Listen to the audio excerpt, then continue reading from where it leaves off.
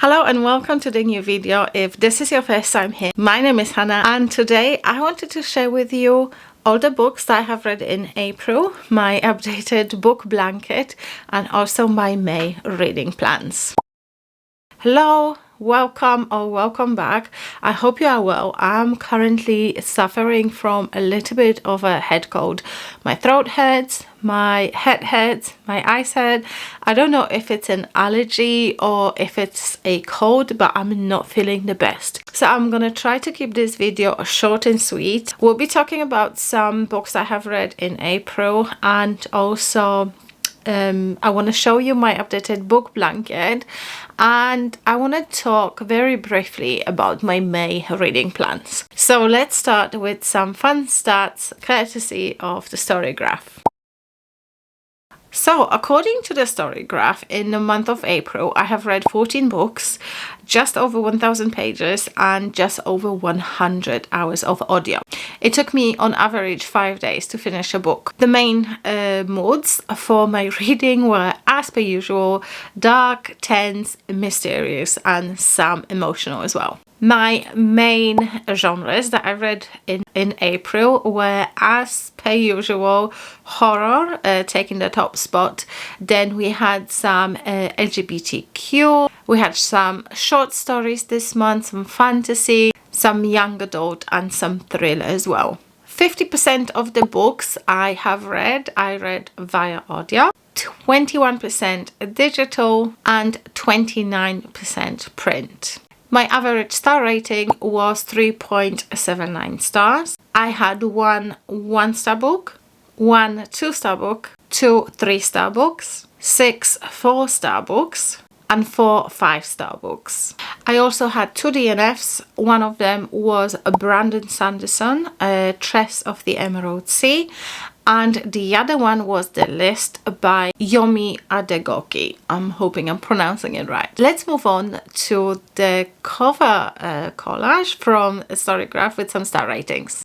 In no particular order, the books I've read in April were How to Sell a Haunted House by Grady Hendrix, and I listened to this as an audiobook and I rated it 5 stars. Super fun book if you want silly goofy time with like the 80s 90s horror movie vibes. Then I have read also via audio Maggie O'Farrell's The Marriage Portrait, and I have read this one for my self-destructing books vlog and I rated this 3 stars. It was historical fiction about Lucrezia de Medici and her marriage to Duke of Ferrara. Then I have read / listened Goddess of the River by Vaishnavi Patel, and I rated this one 3 stars. I have read this book for my self-destructing books vlog as well, and I actually enjoyed some parts of this book, but I think I would enjoy this more if I had at least basic knowledge of Hindu religion and Hindu legends. Then I have read Eric La Rocca, At Dark I Become Loathsome, and I rated this book 2 stars. It just wasn't a book for me. I have a couple more books by this author and I am willing to give this author a chance again because these books are not very long. So like I said, I'm willing to give them a chance and hopefully I will find something that I like. Then I have read a collection of short stories for my horror bingo board, and it was the haunting season, and it was authors like Elizabeth McNeil, Bridget Collins, Laura Pissot, just to name a few, and I actually really liked these short stories and I rated this one 4 stars. That was also for my self-destructing books video. Then I have read The Voyage of the Damned by Frances White, and this was for a separate vlog. This was for my vlog where I read my Illumicrate or just like subscription box books, and I actually had a really good time reading this book. It gave me some Scooby-Dooby-Doo Scooby-Dooby-Doo vibes. You kind of have a gang of people trying to, well, a gang. You kind of have this group of people that try to solve the mystery, and it's actually really wholesome and I really enjoyed that story. Then we have Where the Dark Stands Still by A.B. Puranik, and I rated this one 1 star. The first time ever I've heard about this book was on Sarah from Wicked Reading, and she recommended this book, and I felt like it was my patriotic duty to read this because the author is Polish, and I didn't enjoy it, and it's such a shame to say I just didn't enjoy it. I felt like it was so long for what it was, and I basically do not recommend. It's such a shame. Then I have a novella by Nat Cassidy, Rest Stop, and I actually really loved that one. I gave it 5 stars. It had a lot of the elements of horror that I absolutely love. Even though it was such a short story, just under 200 pages, it really had an impact on me. Then we had We Used to Live Here by Markus Kliwa, and I had such a good time reading this book. I actually rated it 5 stars. I know a lot of people get confused about the ending of this book, but for me, the ambiguity of this ending was actually what made this ending so good, because you can literally come up with whatever version of the ending that suits you and whatever version of the ending that you would like to see. And I think the house being this presence that is moving and changing, I felt like it was such an amazing story, and right now I just want to read The House of Leaves ASAP. I have this book, but it's scaring me because of its size. Then I also read Where Sleeping Girls Lie. It's a young adult thriller, and it was good. It was interesting. I felt it was, if I was much younger, if I was the young adult that this book was aimed for, I think I would enjoy this book a little bit more. But still, I rated it 4 stars. I had a good time reading it. And then we have Grady Hendrix, Ankle Snatcher, and that was a short story. I think it was like, I don't know how many pages, but oh my days, that was so good. I was so scared reading this, so I highly recommend this one, and I rated it 4 stars. Then we have The Happy Place by Emily Henry, and I also read this book for my Self-Destructing Books video, and I actually had a really good time with it. It's a second chance romance, and it was just so nice to read. I think it was nice for me to read the romance. I was in a mood for some romance, so I really enjoyed this one. I rated it 4 stars. And then we have Sour Candy. It was another short story that I had on my Kindle, and I actually enjoyed it. It was weird, it was creepy, and yeah, I rated that one 4 stars. And the last but not least, it's The Unworthy by Augustina Besterica, and oh my days, that book was a 5-star read for me. I think it was one of my favorite books, one of my top books of April, and it was just so different. Like, a couple of years ago, I would never take myself for that person that would enjoy this type of writing, but I really enjoyed this one. It reminded me a lot about The Handmaid's Tale by Margaret Atwood, and I don't know, I just loved it. It was dystopian, it was strange, it was just so good. It was written in a style of diary entries by our main character, whose name we don't even find out. But I absolutely love that story, and I rated it 5 stars. And also the cover. The cover is one of my top covers of that month. And now let's talk about the 2 DNFs I had. First one was Trace of the Emerald Sea by Brandon Sanderson. And I had that book from the library, and I never read Brandon Sanderson before, and I know normally Brandon Sanderson writes a bit more of a serious adult fantasy, but I thought I am going to start with this because a lot of people that I follow and listen to, they recommend this book and they enjoyed it, but it wasn't for me. It was just written in, I felt like, in a very patronizing language, and I wasn't just gelling with the story. And then my second DNF was The List. It was a contemporary fiction that was the whole situation was happening in London, so I felt like it was close to home, and I felt like that book had so much potential, but I felt like we just kept going in circles. And there was the wedding, there was this part of the book where the wedding of the two main characters was at stake, and I actually lost interest, I think, when it was like 2 days to the wedding. I just couldn't be bothered to read it anymore. So it's a shame, because I thought the concept was good, but yeah, regardless, it's a DNF for me. Right, so that's the stats. That's the really quick chat about my books. And now let's have a look at my book blanket. Right, so this thing is getting so big. This is basically April. We started with a DNF, Chess of the Emerald Sea, but I will show you this way because this blanket is humongous. It actually, at this point, after 4 months, it covers my entire bed, and I have a king size bed. So what I will do for sure is I am only going to do another 2 months in this blanket, May and June. And then after June, I'm going to do a border, and that will be my first half of the year blanket. And for the second half, I might even choose a different pattern and yeah, do it in a different way. So I'll have two different blankets, but 2 blankets that reflect my reading in 2025.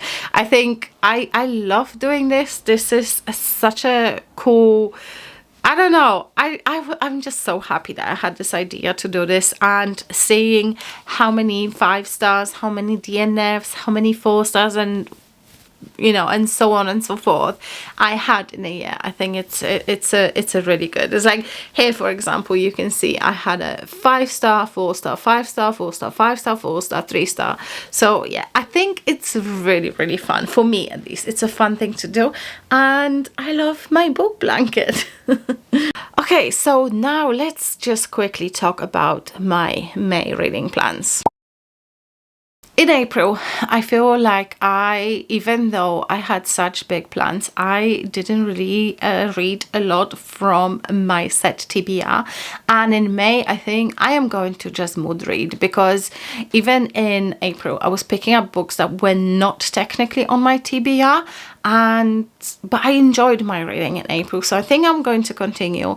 I have a couple of books that I'm carrying over to May, and the first one is Uninvited by Jonathan Daniel, and I'm reading this on my Kobo.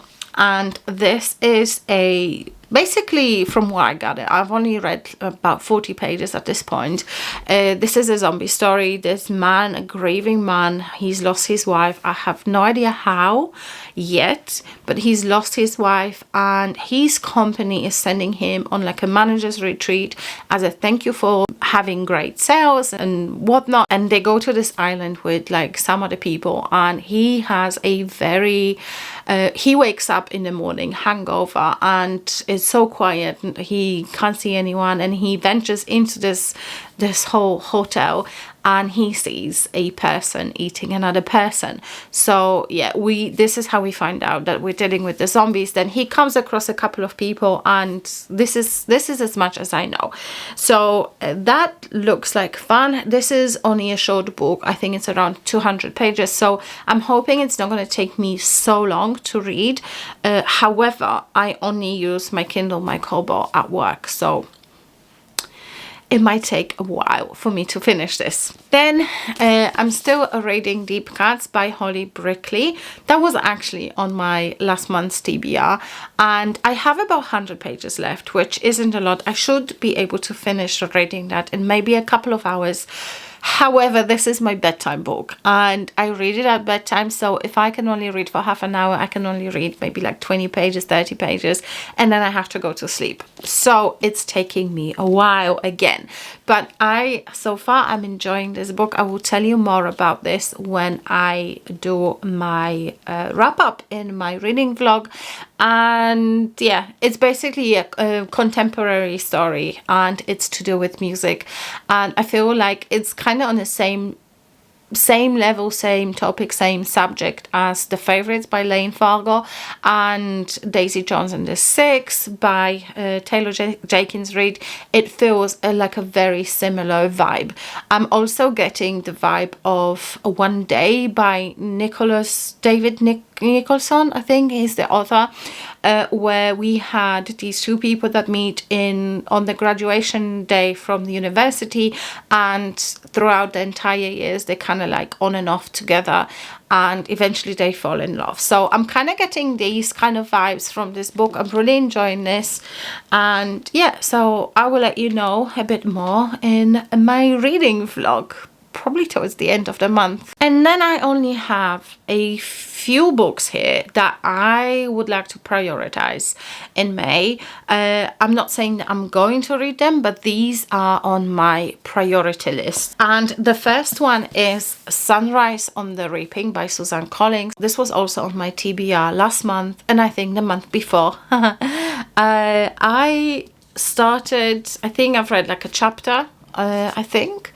and yeah, I want to continue. So I think when I finish Deep Cuts, I will be reading Sunrise on the Reaping. And then, because I have recently finished all my horror bingo boards, I wanted to set myself with another challenge, and I've heard of this challenge on Criminoli's channel. He was talking about it, but this is someone else's challenge, and if I manage to find the original video from this channel challenge, I will link it in the description box below. I will link the channel owner, and I will also link Criminoli. If you like horror, he reads a lot of horror, and he's a very intelligent man, and I really like to listen to his reviews. So what is this challenge? So basically, you read a book for every year that you are alive, and you have to read them in order, and you can't do rereads. So for me, I was born in 1980. I would have to start with the book that was published in 1980, and then 81, 82, 83, and so on and so forth. And you cannot skip years. And like I said, you have to read them in order. So I decided to do this while I'm still only 44. It's only 44 books to read. And the first book that I will be reading for this challenge is The Mist by Stephen King. And I always said I'm not a massive fan of Stephen King. I've read, I think, 2 or 3 of his books, maybe 4. Few, literally. I could count on fingers of my one hand. And I feel like sometimes Stephen King can be a little bit over descriptive, and he is using 1,000 words instead of 20. The Mist is a short book, just under 200 pages. So I thought I'm gonna give it a go, and I'm gonna read this for 1980. I think I'm also going to make like a little graphic for myself, and when I do my updates, I will be able to show you the updated graphics as well. But yeah, so this is for my whatever challenge this is. And then I picked another 2 books that I would like to prioritize this month. One of them is The Heiress by Rachel Hawkins. I've heard this is really good. It was on my TBR. I've seen it in the works, and I picked it up really cheap. So yeah, I want to get to this one this month. And also A Natural Beauty by Ling Ling Huang. This was in my box of stories Horror Plus subscription. If you want to try it out, there's a link in a description box below, which will give you £4 off your first purchase from a box of stories. It also gives me £4 off my next box as well. So there's also a video, I'll link a video of unboxing the Horror Plus box from them, and I think it's a cool box. So I'm gonna read this book. This was on my TBR, and it was actually cool to get it in that box. So I would like to get to this at some point as well. And very ambitiously, I would like to also record another episode of my self-destructing books. But I don't know if this is going to happen. If it's going to happen, guess what? You'll be the first ones to find out. And I have few choices. I have the whole Chestnut Spring series for that, and I have Knock 'em Out 2 books left in that series for that video. And what else do I have? I think I have just like a couple of random books also. So yeah, we'll see. Maybe I'll get to it, maybe not. If not, then there's always next month, isn't it? Anyway, that was a very long video for what I wanted it to be. So apologies for that. I hope you enjoyed it. Don't forget to like it if you did. And let me know in the comments if you have read any of these books. Check out all the links that I will link in the description box below. And in the meantime, have a look at this unboxing of that new Horror Plus box from A Box of Stories. For now, I thank you for watching and I'll see you next time. Bye!